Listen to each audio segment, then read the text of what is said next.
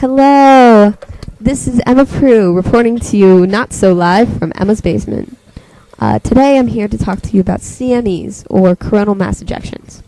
Now, there's not much known about CMEs, but scientists generally agree that this is how they're formed. So the sun is made of plasma, and plasma acts a lot like a fluid. The fluidity of the sun creates turbulence that contorts the sun's magnetic field. And these contortions force plasma from the sun into space, often tens of thousands of miles into space. CMEs travel at about 1 million miles per hour, and they occur once every week around the solar minimum and can occur multiple times in one day during the solar maximum.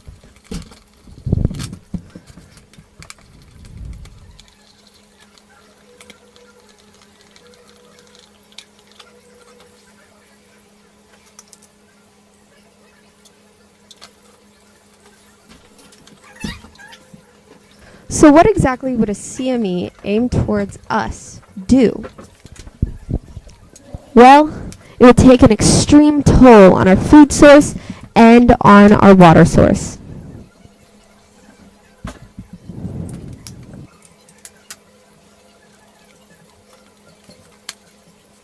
But first, why are food and water so important? I'll tell you. Without them, we straight up die. Without water, we dehydrate and we'll die within a few days, and without food, we'll die in a couple of months. See? Death. Why don't we have food and water? Well, we don't have power. And without power, there would be no fridges and no freezers, which means perishable foods go bad, including those being transported by truck or train. We also wouldn't have water purification plants, so no safe tap water. And no safe tap water means that farmers can't water crop and livestock safely. They also can't operate heavy machinery, so farmers can't grow crops at all. But how would this affect us locally? How would this affect the everyday person? Well, immediately, we wouldn't be able to use our fridges or freezers, which means that most of our food, the perishable kind, would have to be either consumed or thrown out within a few days. We also wouldn't be able to conventionally cook our food because our microwaves, toasters, and ovens and other such things wouldn't work without the power. We also would have to rely on bottled water for nearly everything, from cooking to cleaning to even bathing. After about 1 month, food would run out in stores. And because of the lack of transportation, stores wouldn't be able to replenish. So we'd have to either hunt for more food, like we used to in the olden days, or we'd have to scavenge for it and dumpster dive. How dignified. After about 1 year, most of the world's population would probably pass on, just due to the extreme lack of food.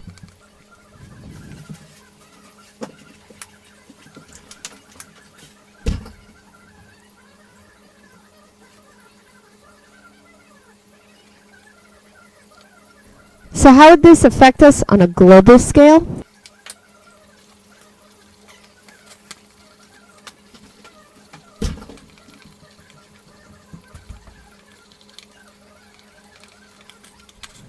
So, no more farming and livestock means no more restaurants, which means lots of people all over the world are going out of business. Governments would also probably have massive riots on their hands, just due to the lack of food, and they might wage war against each other for resources.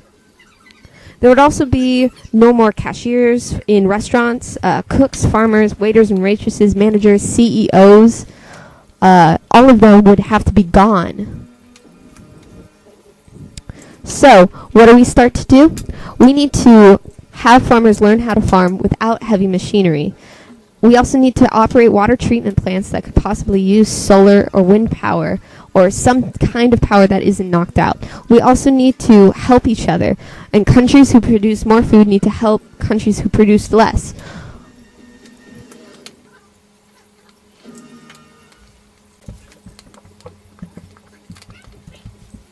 For our local minimization, we would have to ration food and water.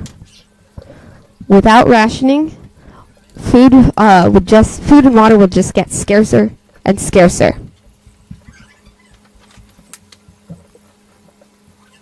For our local preparation, we need to stockpile non-perishable foods and bottled water. We also should learn how to hunt and start growing our own vegetable gardens.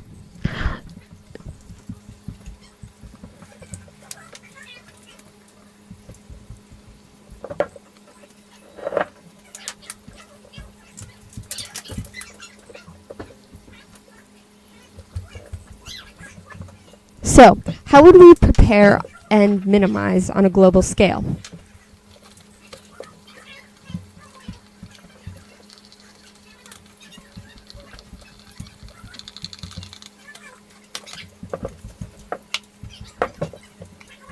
So how do we prep for a CME on a global scale? Well, economy-wise, we need to ensure that the world's economy isn't dependent on food production, because once the CME hits, economies dependent on food production will tank.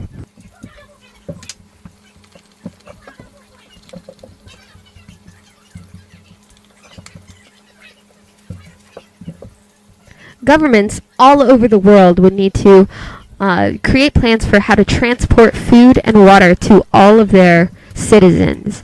And they need to implement rationing laws too. Governments also need to be willing to work together for the common good.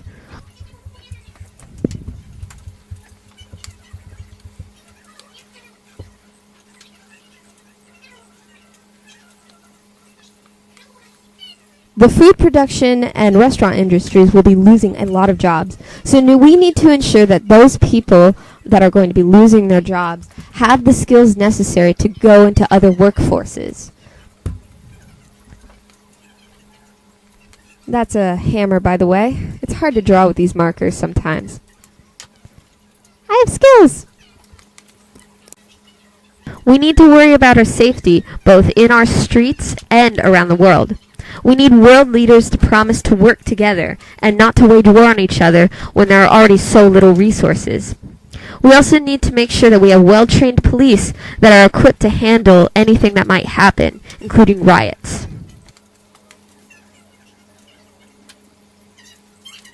So, how would we minimize on a global scale?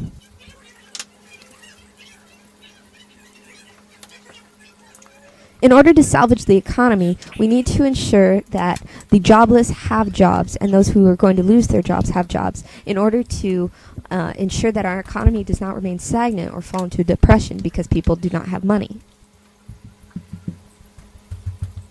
Governments need to promise to share resources such as food and water, especially with countries that do not have as much. They also need to implement rationing laws immediately so as to minimize the amount of food and water wasted.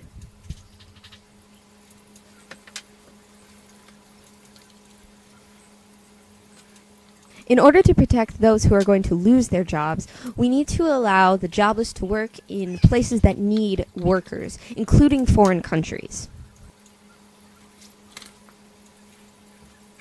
And finally, we as a species, as a human species, need to commit to maintaining peace within our communities and with the world. And that concludes this video. I really hope that you enjoyed it. This is my first time doing anything like this. Goodbye.